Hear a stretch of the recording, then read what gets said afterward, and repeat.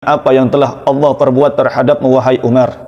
Maka Umar pun menjawab, Allah subhanahu wa ta'ala telah mengampuniku, Allah subhanahu wa ta'ala memaafkanku. Mengapa Allah mengampuni dan memaafkanmu? Apakah karena kedermawananmu? Apakah karena sifat adilmu? Apakah karena sifat suhudmu? Tanya mereka kepada Sayyidina Umar.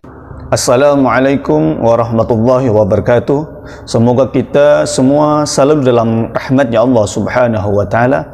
Dan terima kasih udah klik video ini.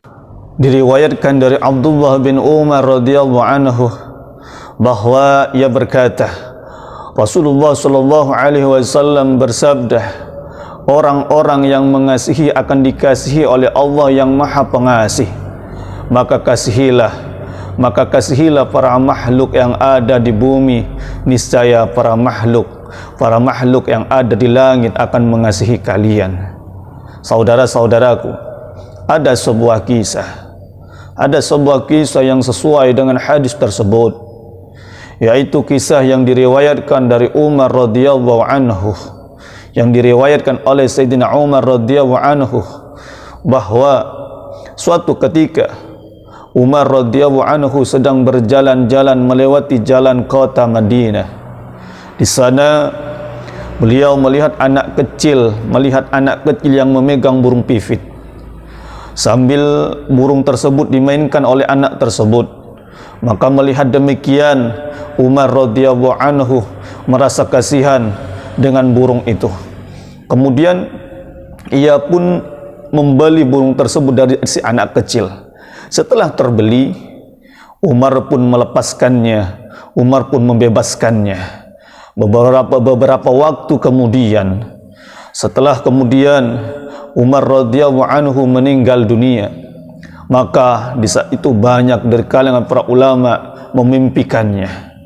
Maka di dalam mimpinya itu mereka bertanya kepada Umar tentang kabarnya. Dan dia berkata dalam mimpinya, apa yang telah Allah perbuat terhadapmu wahai Umar.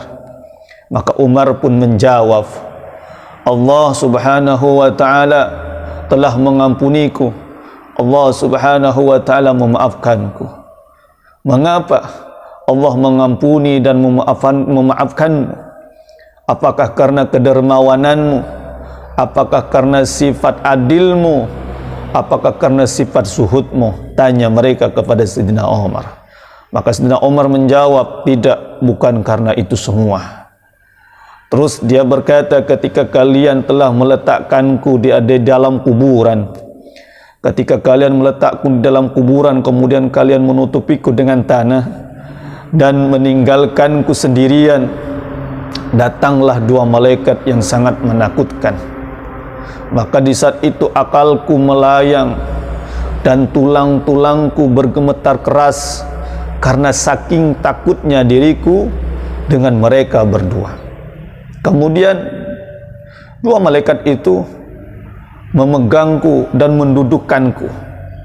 Ketika mereka ingin menanyaiku, maka terdengar seruan suara, ada suara tanpa rupa. Maka seruan itu berkata, kalian berdua pergilah, tinggalkanlah hambaku dan jangan menakut-nakutinya, karena aku telah mengasihinya dan memaafkannya. Karena hambaku telah mengasihi burung kecil saat masih hidup di dunia, oleh karena itu aku mengasihinya di akhirat. Maka saudaraku, maka saling mengasihinya, maka saling mengasihilah, saling cinta sesama makhluk. Maka insyaallah dengan kisah ini kita bisa mengambil pelajaran. Insyaallah kalau kita saling mengasihi sama makhluk, maka Allah subhanahu wa ta'ala akan memberikan ampunan dan memaafkan semua kesalahan kita. Amin ya rabbal alamin. Semoga bermanfaat.